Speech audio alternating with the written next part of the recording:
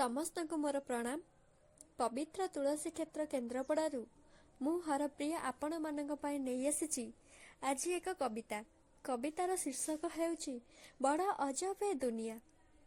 କବିତାର ମୂଳ ଉଦ୍ଦେଶ୍ୟ ହେଉଛି ନାରୀମାନଙ୍କୁ ନେଇ ସମସ୍ତଙ୍କର ଯେଉଁ ଅଦ୍ଭୁତ ଚିନ୍ତାଧାରା ରହିଛି ତାହା ବିଷୟରେ ମୁଁ କିଛି ଆପଣମାନଙ୍କୁ ଶୁଣାଇବା ପାଇଁ ଚାହୁଁଛି। କବିତାଟି ଶୁଣି ସାରିଲା ପରେ କେମିତି ଲାଗିଲା ମତାମତ ଜଣାଇବେ। ଆସନ୍ତୁ ଏବେ ଶୁଣିବା କ'ଣ ଏ ଅଜବ କଥା। ଯୋଉ ପୁଅ ଦିନେ ରାସ୍ତାଘାଟେ ପର ଝିଅଙ୍କୁ କମେଣ୍ଟ ମାରିଛି, ଯୋଉ ପୁଅ ରାସ୍ତାଘାଟେ ଦିନେ ପର ଝିଅଙ୍କୁ କମେଣ୍ଟ ମାରିଛି, ସେହି ପୁଅ ଆଜି ନିଜ ପାଇଁ ପୁଣି ସତୀ ଝିଅଟିଏ ଖୋଜୁଛି। ବଡ଼ ଅଜବ ଏ ଦୁନିଆ।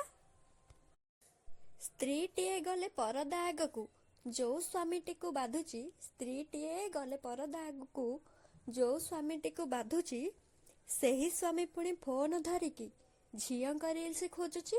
ବଡ଼ ଅଜବ ଏ ଦୁନିଆ।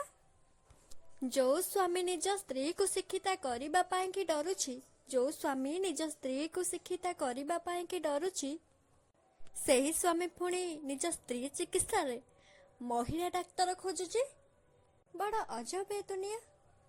ଝିଅ ହେଲା ବୋଲି ଯୋଉ ବାପା ଦିନେ ମୁଣ୍ଡେ ହାତ ଦେଇ କାନ୍ଦିଛି, ଝିଅ ହେଲା ବୋଲି ଯୋଉ ବାପା ଦିନେ ମୁଣ୍ଡେ ହାତ ଦେଇ କାନ୍ଦିଛି, ସେହି ବାପା ଆଜି ନିଜ ପୁଅ ପାଇଁ ଝିଅଟିଏ ପୁଣି ଖୋଜୁଛି।